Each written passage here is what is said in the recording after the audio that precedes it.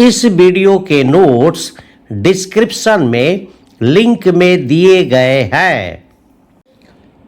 आज हम लोग पढ़ेंगे हिंदी क्लास 10 चैप्टर 7 नेताजी का चश्मा, जिसके लेखक हैं स्वयं प्रकाश।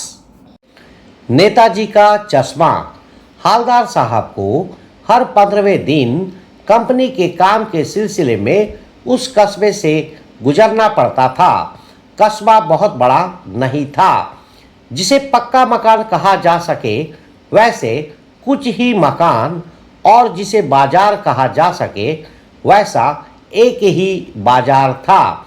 कस्बे में एक लड़कों का स्कूल, एक लड़कियों का स्कूल, एक सीमेंट का छोटा सा कारखाना, 2 ओपन एयर सिनेमा घर और एक ठो नगर पालिका भी थी। नगर पालिका थी तो कुछ न कुछ करती भी रहती थी। कभी कोई सड़क पक्की करवा दी, कभी कुछ पेशाब घर बनवा दिए, कभी कबूतरों की छतरी बनवा दी, तो कभी कवि सम्मेलन करवा दिया।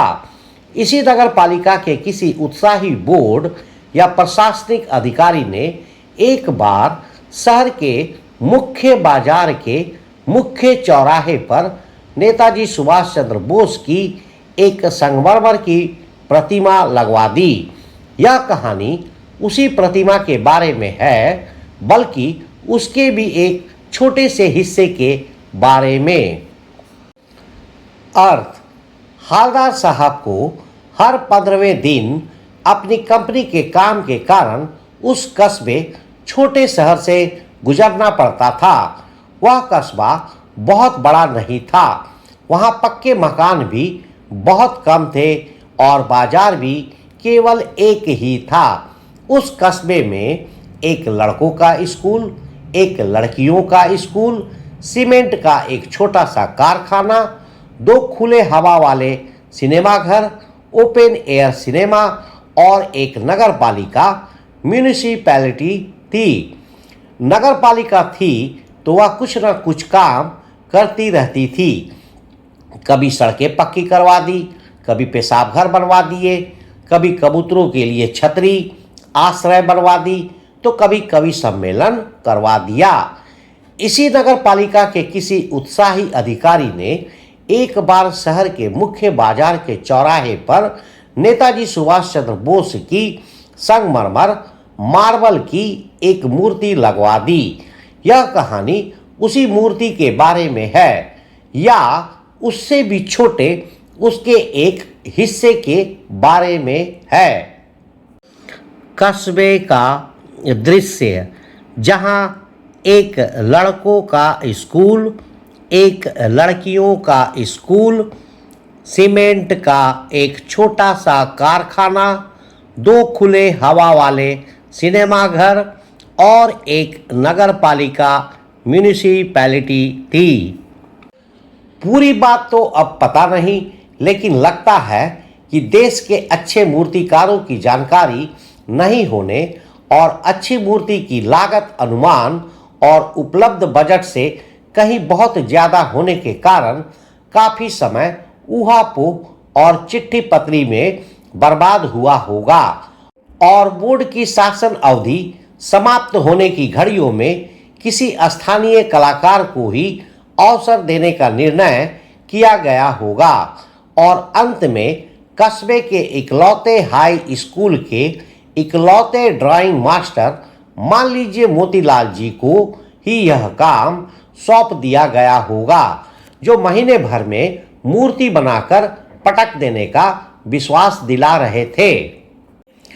अर्थ: लेखक अंदाजा लगा रहे हैं कि मूर्ति बनाने का काम इतनी आसानी से नहीं हुआ होगा। शुरुआत में शायद अच्छे मूर्तिकारों के बारे में पता नहीं था, और अच्छी मूर्ति बनाने का जो खर्चा लागत था वह नगर पालिका के बजट से बहुत ज़्यादा था। इस वजह से बहुत समय खराब हुआ होगा ऊहापोह और चिट्ठी पत्री में। जब बोर्ड का समय खत्म होने वाला था, तब जल्दी में यह फैसला लिया गया होगा कि किसी स्थानीय कलाकार, लोकल आर्टिस्ट को ही यह काम दे दिया जाए। अंत में कस्बे के इकलौते हाई स्कूल के इकलौते ड्राइंग मास्टर, जिसका नाम मान लीजिए मोतीलाल जी था, उन्हें यह काम सौंपा गया होगा। मोतीलाल जी ने 1 महीने के अंदर मूर्ति बनाकर तैयार कर देने का भरोसा दिलाया होगा। जैसा कि कहा जा चुका है, मूर्ति संगमरमर की थी। टोपी की नोक से कोट के दूसरे बटन तक कोई 2 फुट ऊंची, जिसे कहते हैं बस्ट, और सुंदर थी। नेताजी सुंदर लग रहे थे, कुछ कुछ मासूम और कमसीन। फौजी वर्दी में मूर्ति को देखते ही दिल्ली चलो और तुम मुझे खून दो वगैरह याद आने लगते थे। इस दृष्टि से यह सफल और सराहनीय प्रयास था। केवल एक चीज की कसर थी जो देखते ही खटकती थी। नेताजी की आंखों पर चश्मा नहीं था, यानी चश्मा तो था लेकिन संगमरमर का नहीं था। एक सामान्य और सचमुच के चश्मे का चौड़ा काला फ्रेम मूर्ति को पहना दिया गया था। हवलदार साहब जब पहली बार इस कस्बे से गुजरे और चौराहे पर पान खाने रुके, तभी उन्होंने इसे लक्षित किया और उनके चेहरे पर एक कौतुक भरी मुस्कान फैल गई। वाह भाई, यह आइडिया भी ठीक है। मूर्ति पत्थर की लेकिन चश्मा रियल। अर्थ, जैसा कि पहले बताया गया है, मूर्ति संगमरमर की बनी थी। यह टोपी की नोक से लेकर कोट के दूसरे बटन तक लगभग 2 फुट ऊंची थी, जिसे बस्ट कहते हैं, जिसमें केवल सिर और धड़ का ऊपरी हिस्सा होता है। मूर्ति सुंदर थी। नेताजी उसमें मासूम, इनोसेंट और कमसीन, यंग, ग्रेसफुल लग रहे थे। फौजी वर्दी में इस मूर्ति को देखते ही लोगों को नेताजी के प्रसिद्ध नारे जैसे दिल्ली चलो और तुम मुझे खून दो, मैं तुम्हें आज़ादी दूंगा याद आने लगते थे। इस नज़रिए से मूर्ति बनाना एक सफल और सराहनीय कोशिश थी, मगर मूर्ति में केवल एक कमी थी जो देखते ही खटकती थी। नेताजी की आंखों पर चश्मा नहीं था, यानी चश्मा तो था पर संगमरमर का नहीं था। मूर्ति को एक सामान्य और सचमुच के चश्मे का चौड़ा काला फ्रेम पहना दिया गया था। हवलदार साहब जब पहली बार इस कस्बे से गुजरे और चौराहे पर पान खाने के लिए रुके, तभी उन्होंने इस बात को देखा। उनके चेहरे पर एक जिज्ञासा भरी मुस्कान, कौतुक भरी मुस्कान फैल गई। उन्होंने बोला, वाह भाई, यह आइडिया भी ठीक है। मूर्ति पत्थर की है लेकिन चश्मा असली रियल है। कस्बे के मुख्य बाजार के मुख्य चौराहे पर नेताजी सुभाष चंद्र बोस की मूर्ति, जिसमें चश्मा नहीं है। नेताजी की मूर्ति चश्मे के साथ, जिसे कैप्टन चश्मे वाला लगाता है। जीप कस्बा छोड़कर आगे बढ़ गई, तब भी हवलदार साहब इस मूर्ति के बारे में ही सोचते रहे और अंत में इस निष्कर्ष पर पहुंचे कि कुल मिलाकर कस्बे के नागरिकों का यह प्रयास सराहनीय ही कहा जाना चाहिए। महत्व मूर्ति के रंग रूप या कद का नहीं, उस भावना का है, वरना तो देशभक्ति भी आजकल मजाक की चीज होती जा रही है। दूसरी बार जब हवलदार साहब उधर से गुजरे तो उन्हें मूर्ति में कुछ अंतर दिखाई दिया। ध्यान से देखा तो पाया कि चश्मा दूसरा है। पहले मोटे फ्रेम वाला चौकोर चश्मा था, अब तार के फ्रेम वाला गोल चश्मा है। हवलदार साहब का कौतुक और बढ़ा। वाह भाई, क्या आइडिया है। मूर्ति कपड़े नहीं बदल सकती, लेकिन चश्मा तो बदल ही सकती है। अर्थ, हालदार साहब की जीप गाड़ी कस्बे को छोड़कर आगे बढ़ गई। तब भी वह मूर्ति के बारे में ही सोचते रहे। आखिर में वह इस नतीजे पर पहुंचे कि कस्बे के लोगों का यह काम, असली चश्मा पहनाना, सराहनीय ही कहा जाना चाहिए। उनके लिए जरूरी बात, महत्व मूर्ति के रंग रूप या साइज, कद का नहीं था। जरूरी थी वह भावना, फीलिंग, क्योंकि आजकल तो देशभक्ति भी मजाक की चीज बनती जा रही है। जब दूसरी बार हालदार साहब उधर से गुजरे तो उन्हें मूर्ति में कुछ बदलाव दिखाई दिया। उन्होंने ध्यान से देखा तो पाया कि इस बार चश्मा दूसरा है। पहली बार मोटे फ्रेम वाला चौकोर चश्मा था, लेकिन अब तार के फ्रेम वाला गोल चश्मा लगा हुआ था। हालदार साहब की जिज्ञासा, क्यूरियोसिटी, कौतूहल और बढ़ गई। उन्होंने सोचा, वाह भाई, क्या आइडिया है। मूर्ति कपड़े नहीं बदल सकती, लेकिन चश्मा तो बदल ही सकती है। तीसरी बार फिर नया चश्मा था। हालदार साहब की आदत पड़ गई, हर बार कस्बे से गुजरते समय चौराहे पर रुकना, पान खाना और मूर्ति को ध्यान से देखना। एक बार जब कौतूहल दुर्दमनीय हो उठा तो पान वाले से ही पूछ लिया, क्यों भाई, क्या बात है?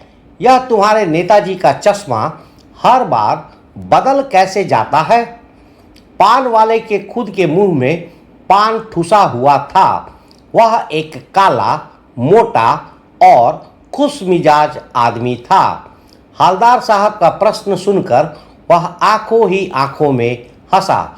उसकी तोंद थिरकी। पीछे घूमकर उसने दुकान के नीचे पान थूका और अपनी लाल काली बत्तीसी दिखाकर बोला, कैप्टन चश्मे वाला करता है। अर्थ, तीसरी बार, थर्ड टाइम, जब हालदार साहब वहां से गुजरे तो मूर्ति पर फिर नया चश्मा था। हालदार साहब को आदत पड़ गई थी कि हर बार कस्बे से गुजरते समय चौराहे पर रुके, पान खाए और मूर्ति को ध्यान से देखे। एक बार जब उनकी जिज्ञासा, कौतूहल इतनी बढ़ गई कि उसे दबाया नहीं जा सका, दुर्दमनीय हो उठा, तो उन्होंने पान वाले से ही पूछ लिया, क्यों भाई, क्या बात है? यह तुम्हारे नेताजी का चश्मा हर बार बदल कैसे जाता है? पान वाले के खुद के मुंह में पान भरा हुआ था। वह एक काला, मोटा और खुशमिजाज आदमी था। हालदार साहब का सवाल सुनकर वह आंखों ही आंखों में हंसा। उसकी तोंद, पेट हिलने लगी। उसने पीछे घूमकर दुकान के नीचे पान थूका और अपनी लाल काली बत्तीसी, पान खाने से लाल और काले हुए दांत दिखाकर बोला, कैप्टन चश्मे वाला करता है। मुख्य चौराहे पर पान की दुकान में हालदार साहब पान वाले से बातें करते हुए, क्या करता है? हालदार साहब कुछ समझ नहीं पाए। चश्मा चेंज कर देता है, पान वाले ने समझाया। क्या मतलब? क्यों चेंज कर देता है? हालदार साहब अब भी नहीं समझ पाए। कोई गिराक आ गया समझो, उसको चौड़े चौखट चाहिए तो कैप्टन किधर से लाएगा? तो उसको मूर्ति वाला दे दिया, उधर दूसरा बिठा दिया। अर्थ, हालदार साहब ने हैरान होकर पूछा, क्या करता है? वह कुछ समझ नहीं पाए। पान वाले ने समझाया, चश्मा बदल देता है। हालदार साहब अब भी पूरी तरह समझ नहीं पाए, इसलिए उन्होंने फिर पूछा, क्या मतलब, क्यों बदल देता है? पान वाले ने अब विस्तार से समझाया। समझो कोई ग्राहक, कस्टमर आ गया, उसे चौड़े फ्रेम वाला चश्मा चाहिए, तो कैप्टन वह चश्मा कहाँ से लाएगा? तो वह मूर्ति वाला चश्मा उसे दे देता है। उधर मूर्ति पर दूसरा चश्मा लगा देता है। अब हालदार साहब को बात कुछ कुछ समझ में आई। एक चश्मे वाला है जिसका नाम कैप्टन है। उसे नेताजी की बगैर चश्मे वाली मूर्ति बुरी लगती है, बल्कि आहत करती है, मानो चश्मे के बगैर नेताजी को असुविधा हो रही हो। इसलिए वह अपनी छोटी सी दुकान में उपलब्ध गिने चुने फ्रेमों में से एक नेताजी की मूर्ति पर फिट कर देता है। लेकिन जब कोई ग्राहक आता है और उसे वैसे ही फ्रेम की दरकार होती है जैसा मूर्ति पर लगा है, तो कैप्टन चश्मे वाला मूर्ति पर लगा फ्रेम संभवतः नेताजी से क्षमा मांगते हुए लाकर ग्राहक को दे देता है और बाद में नेताजी को दूसरा फ्रेम लौटा देता है। वाह भाई, खूब, क्या आइडिया है। अर्थ: अब हालदार साहब को पूरी बात कुछ कुछ समझ में आ गई। एक चश्मे वाला है जिसका नाम कैप्टन है। उसे नेताजी की बिना चश्मे वाली मूर्ति बुरी लगती है, बल्कि यह मूर्ति उसे दुखी करती है, आहत करती है। कैप्टन को लगता है मानो चश्मे के बिना नेताजी को असुविधा, अनकंफर्टेबल हो रही हो। इसलिए वह अपनी छोटी सी दुकान में मौजूद गिने चुने फ्रेमों में से एक नेताजी की मूर्ति पर लगा देता है। लेकिन जब कोई ग्राहक आता है और उसे ठीक वैसा ही फ्रेम चाहिए होता है जैसा मूर्ति पर लगा है, तो कैप्टन चश्मे वाला मूर्ति पर लगा हुआ फ्रेम उतारकर ग्राहक को दे देता है। लेखक अंदाजा लगाते हैं कि वह ऐसा करते समय नेताजी से क्षमा भी मांगता होगा और बाद में नेताजी को दूसरा फ्रेम लौटा देता है, यानी दूसरा चश्मा लगा देता है। हालदार साहब मन ही मन कहते हैं, वाह भाई, खूब, क्या आइडिया है। कैप्टन चश्मे वाला नेताजी की मूर्ति पर चश्मे को बदलते हुए। लेकिन भाई, एक बात अभी भी समझ में नहीं आई। हालदार साहब ने पान वाले से फिर पूछा, नेताजी का ओरिजिनल चश्मा कहाँ गया? पान वाला दूसरा पान मुंह में ठूस चुका था। दोपहर का समय था। दुकान पर भीड़ भाड़ अधिक नहीं थी। वह फिर आंखों ही आंखों में हंसा। उसकी तोंद तिरकी। कत्थे की डंडी फेंक पीछे मुड़कर उसने नीचे पान थूकी और मुस्कुराता हुआ बोला, मास्टर बनाना भूल गया। अर्थ: हालदार साहब ने पान वाले से पूछा, अरे भाई, एक बात अभी भी समझ नहीं आई। नेताजी का असली ओरिजिनल चश्मा कहाँ गया? वह मूर्ति पर क्यों नहीं है? पान वाला अपने मुंह में एक और पान भर चुका था। दोपहर का समय था, इसलिए उसकी दुकान पर ज्यादा भीड़, क्राउड नहीं थी।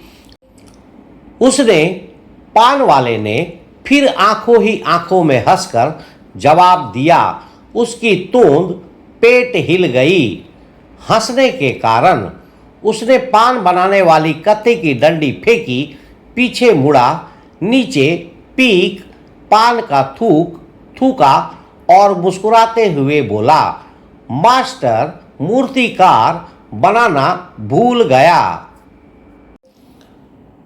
पान वाले के लिए यह एक मजेदार बात थी, लेकिन हालदार साहब के लिए चकित और द्रवित करने वाली। यानी वह ठीक ही सोच रहे थे।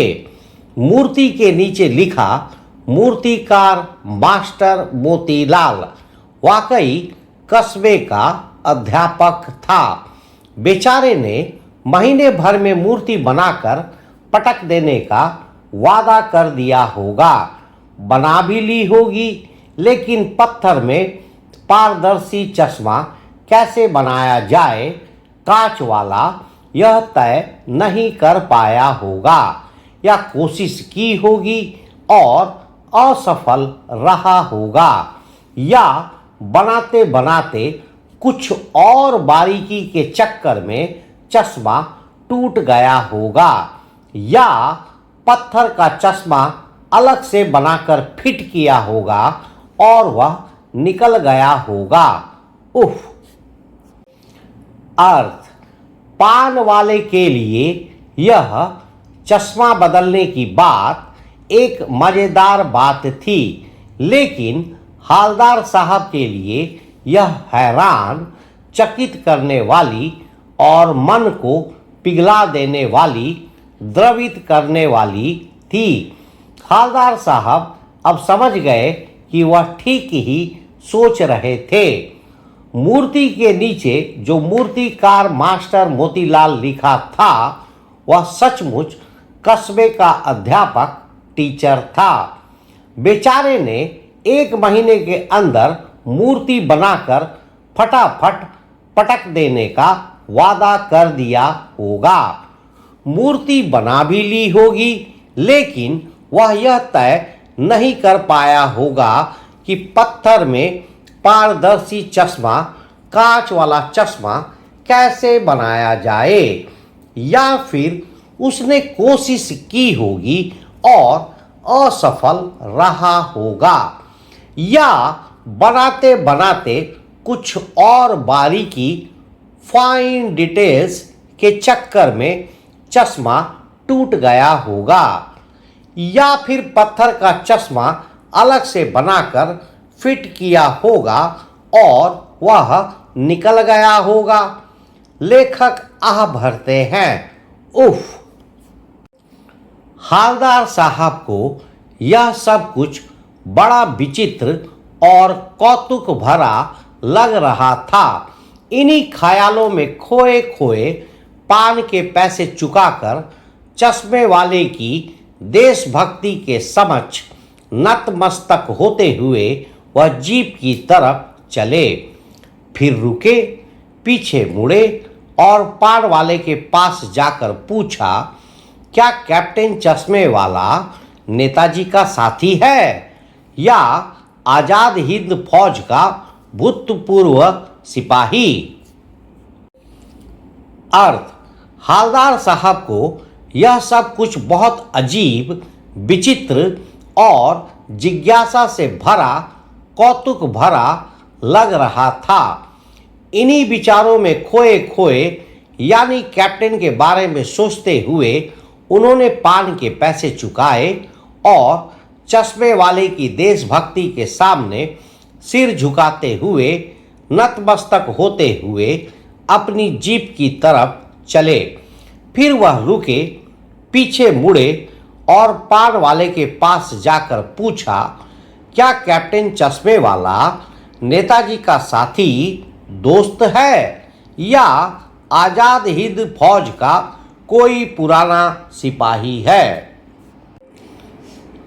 पान वाला नया पान खा रहा था। पान पकड़े अपने हाथ को मुंह से 1.5 इंच दूर रोककर उसने हालदार साहब को ध्यान से देखा। फिर अपनी लाल काली बत्ती सी दिखाई और मुस्कुराकर बोला, नहीं साहब, वह लंगड़ा क्या जाएगा फौज में, पागल है पागल। वो देखो, वो आ रहा है, आप उसी से बात कर लो, फोटो वोटो छपवा दो उसका कहीं। अर्थ, पान वाला उस समय नया पान खा रहा था। उसने पान पकड़े हुए अपने हाथ को मुंह से 1.5 इंच दूर रोककर, यानी पान खाने से रुककर हालदार साहब को ध्यान से देखा।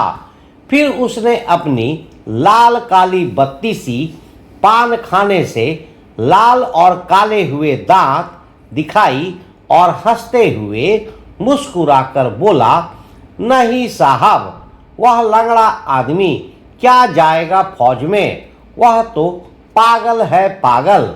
फिर उसने हवलदार साहब को इशारा करते हुए कहा, वह देखो वह आ रहा है, आप उसी से बात कर लो, फोटो वोटो छपवा दो उसका कहीं।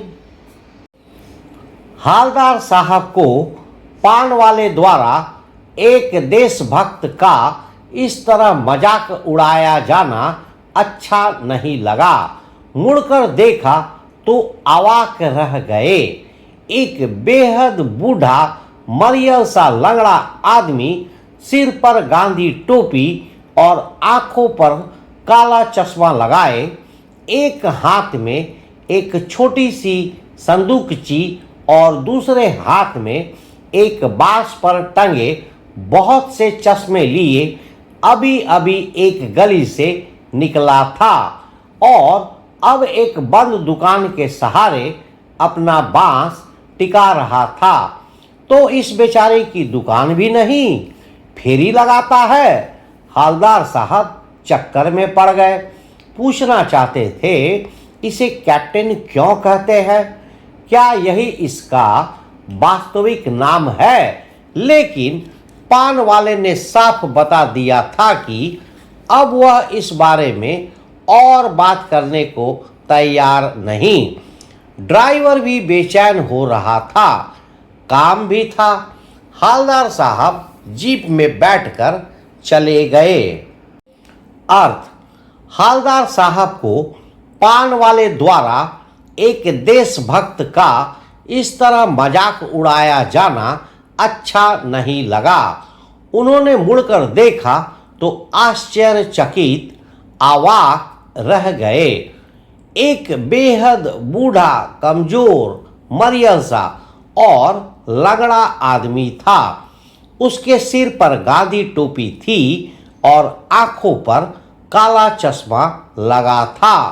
वह एक हाथ में एक छोटी सी संदूकची बॉक्स और दूसरे हाथ में एक बांस पर टंगे बहुत सारे चश्मे लिए हुए था। वह अभी अभी एक गली से निकला था और अब एक बंद दुकान के सहारे अपना बांस टिका रहा था। हवलदार साहब ने सोचा, तो इस बेचारे की दुकान भी नहीं है, फेरी लगाता है। हवलदार साहब सोच में पड़ गए, चक्कर में पड़ गए। वह पूछना चाहते थे कि इसे कैप्टन क्यों कहते हैं, क्या यही इसका असली नाम है? लेकिन पान वाले ने साफ बता दिया था कि वह अब इस बारे में और बात करने को तैयार नहीं।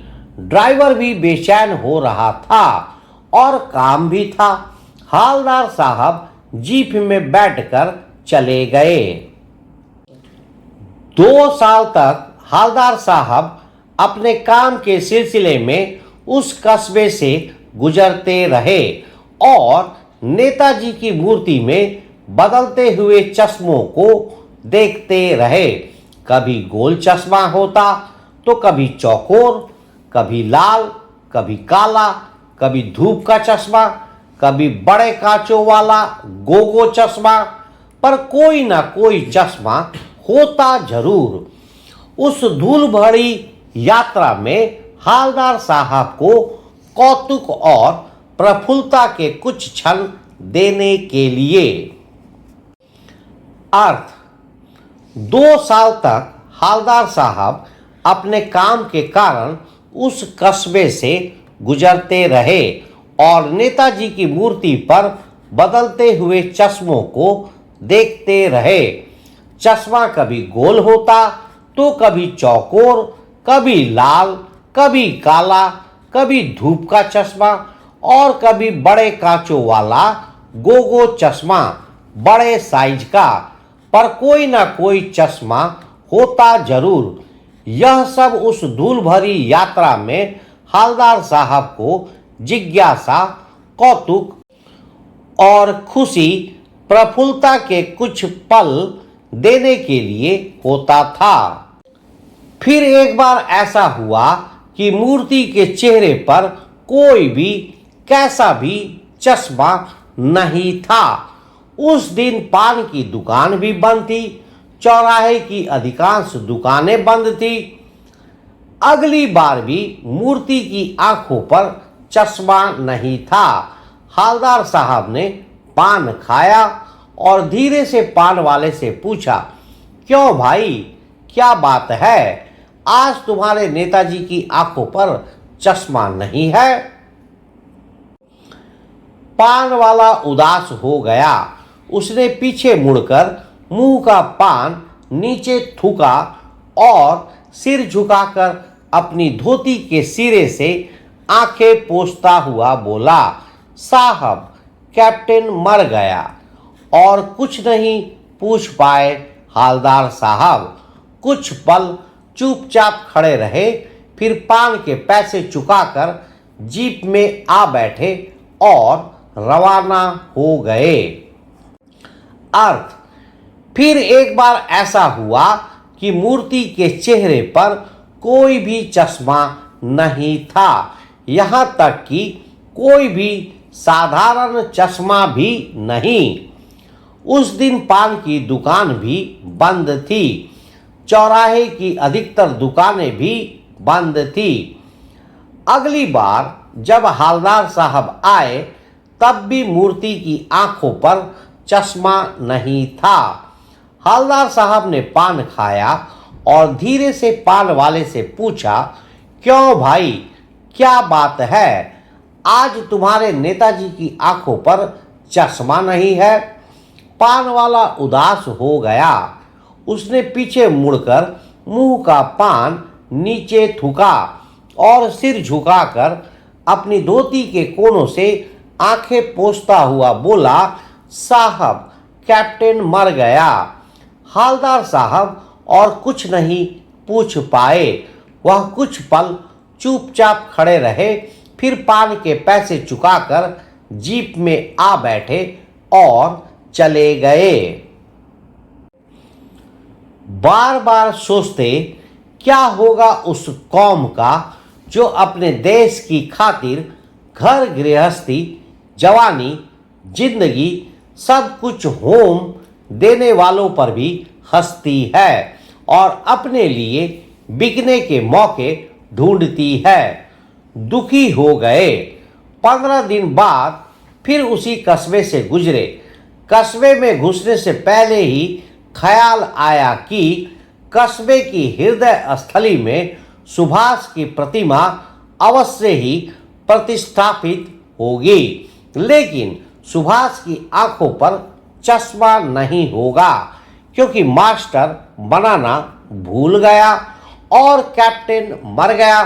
सोचा, आज वहां रुकेंगे नहीं, पान भी नहीं खाएंगे, मूर्ति की तरफ देखेंगे भी नहीं, सीधे निकल जाएंगे।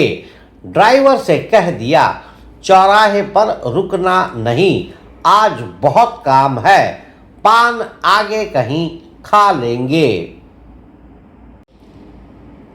अर्थ, हवलदार साहब बार बार यही सोचते रहे, उस कौम, जाति, समाज का क्या होगा जो अपने देश के लिए घर परिवार, जवानी और पूरी जिंदगी तक कुर्बान त्याग करने वालों पर भी हंसती है और अपने फायदे के लिए मौका ढूंढती है। वह यह सोचकर दुखी हो गए। 15 दिन बाद वह फिर उसी कस्बे से गुजरे। कस्बे में घुसने से पहले ही उनके मन में यह ख्याल आया कि कस्बे के बीचों बीच हृदय स्थली में सुभाष चंद्र बोस की मूर्ति तो जरूर होगी, लेकिन सुभाष की आंखों पर चश्मा नहीं होगा। वह सोचते हैं क्योंकि मास्टर बनाना भूल गया और कैप्टन मर गया। उन्होंने सोचा, आज वहां रुकेंगे नहीं, पान भी नहीं खाएंगे, मूर्ति की तरफ देखेंगे भी नहीं, सीधे निकल जाएंगे। उन्होंने ड्राइवर से कह दिया, चौराहे पर रुकना नहीं, आज बहुत काम है, पान आगे कहीं खा लेंगे। लेकिन आदत से मजबूर आंखें चौराहा आते ही मूर्ति की तरफ उठ गई। कुछ ऐसा देखा कि चीखे, रोको। जीप स्पीड में थी। ड्राइवर ने जोर से ब्रेक मारे। रास्ता चलते लोग देखने लगे। जीप रुकते न रुकते हालदार साहब जीप से कूदकर तेज तेज कदमों से मूर्ति की तरफ लपके और उसके ठीक सामने जाकर अटेंशन में खड़े हो गए। मूर्ति की आंखों पर सरकंडे से बना छोटा सा चश्मा रखा हुआ था, जैसा बच्चे बना लेते हैं। हालदार साहब भावुक है। इतनी सी बात पर उनकी आंखें भर आई। अर्थ: लेकिन आदत से मजबूर होकर हालदार साहब की आंखें चौराहा आते ही मूर्ति की तरफ उठ गई। उन्होंने कुछ ऐसा देखा कि वह चिल्लाए, रोको। जीप तेज रफ्तार में थी। ड्राइवर ने जोर से ब्रेक लगाए। रास्ते पर चलते लोग यह देखकर उन्हें देखने लगे। जीप के रुकते न रुकते ही हालदार साहब जीप से कूदकर तेज कदमों से मूर्ति की तरफ लपके दौड़े। वह मूर्ति के ठीक सामने जाकर अटेंशन फौजी सलामी की मुद्रा में खड़े हो गए।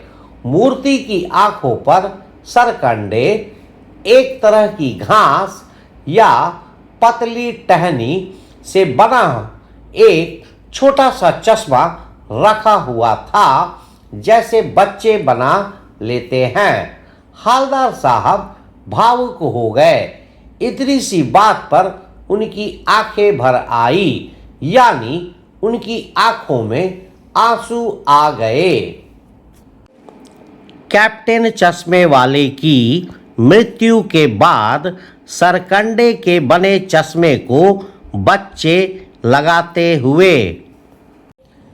यह कहानी का सबसे महत्वपूर्ण क्षण है जो इसका संदेश बताता है।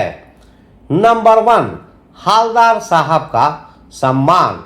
हालदार साहब ने सोचा था कि वह मूर्ति को नहीं देखेंगे, पर उनकी आंखें खुद ही उठ गई।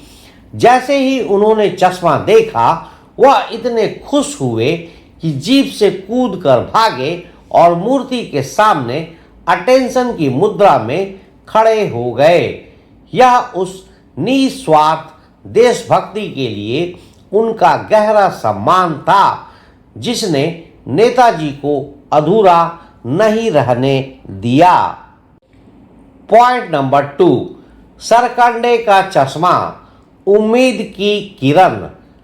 कैप्टन की मृत्यु के बाद हालदार साहब को लगा था कि अब कोई चश्मा नहीं लगाएगा। सरकंडे की चश्मा इस बात का संकेत है कि अब कोई बड़ा व्यक्ति या पेशेवर चश्मे वाला नहीं, बल्कि कस्बे के बच्चों ने यह जिम्मेदारी उठाई है।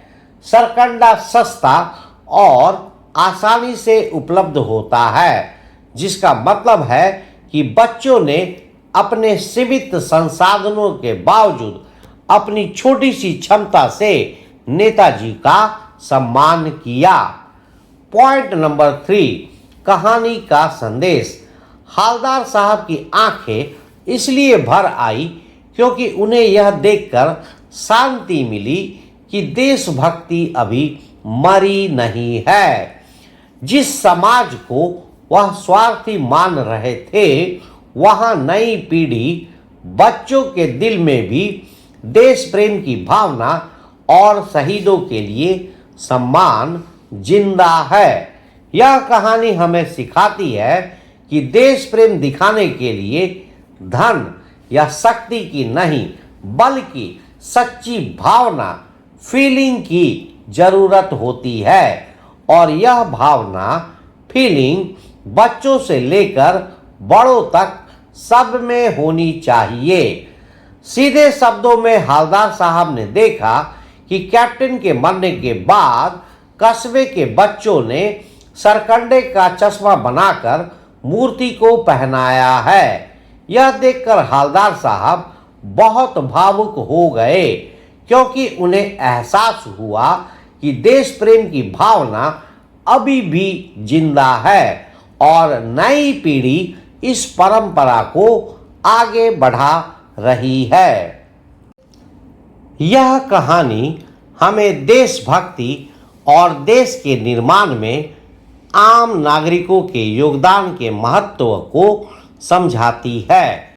इस वीडियो में बताए गए सभी मुख्य पॉइंट्स आपकी परीक्षा के लिए बहुत इम्पोर्टेंट है। अगर आप इन्हें याद रखेंगे तो आप आसानी से अच्छे मार्क्स ला सकते हैं।